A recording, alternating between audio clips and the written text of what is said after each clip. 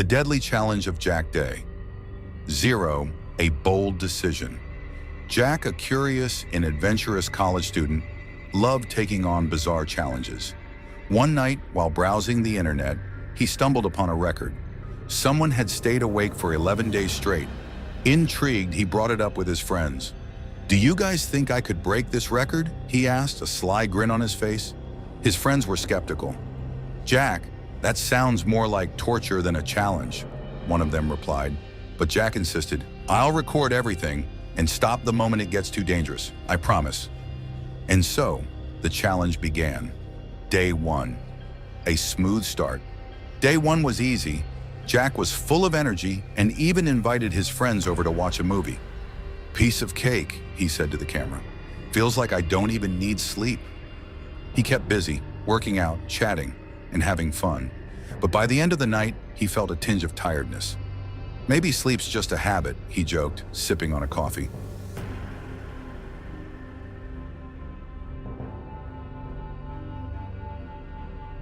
Day 2. First signs of change. The next morning, Jack felt heavier, like his head was a weight dragging him down. "Okay, maybe it's not a complete breeze," he admitted to the camera. He started to notice his focus slipping, like when he couldn't remember the last sentence he'd read. That night, for the first time, he thought he heard footsteps in the kitchen. "Did you guys hear that?" he asked his friends. "Nah, Jack, it's just in your head," they laughed. "Maybe my brain's already messing with me," he chuckled nervously. Day 3. Hallucinations begin. By day 3, things took a darker turn. Jack woke up, or rather didn't wake up, feeling a pounding headache. "It's like my brain's an old car running out of oil," he told the camera. Throughout the day, he started seeing shadows flitting across the room. "Did someone just walk past me?"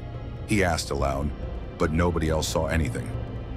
"Jack, this isn't funny anymore. Stop," one of his friends said, concerned. "I'm fine," Jack snapped back, determination burning in his eyes.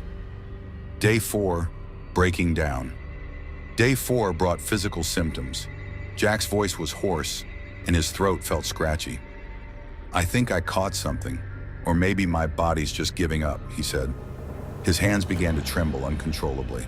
"I can't even hold a coffee cup properly anymore," he muttered, visibly frustrated. Day 5. Deep exhaustion. By day 5, Jack could barely walk. His legs gave out every few steps, forcing him to sit.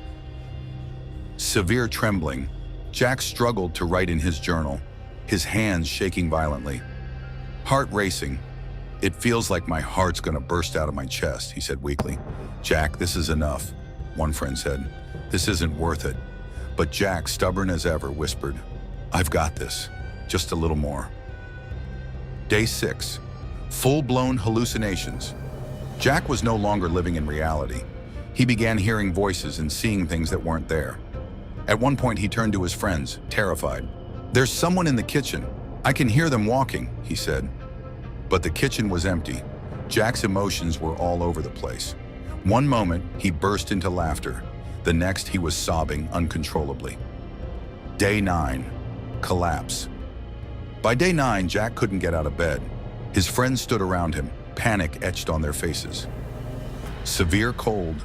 His hands and feet were icy, his face ghostly pale. Delusions. "There's someone in the house," he whispered. "I know there is."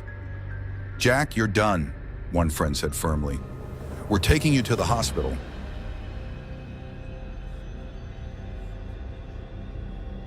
Day 10. Crisis. Jack could no longer speak in full sentences. His memory and focus had completely shut down. I don't know where I am," he mumbled. His friends rushed him to the hospital. Day 11. The breaking point doctors diagnosed Jack with severe dehydration, brain inflammation, and heart irregularities. If he'd gone another day, the doctor told his friends, his heart would have stopped.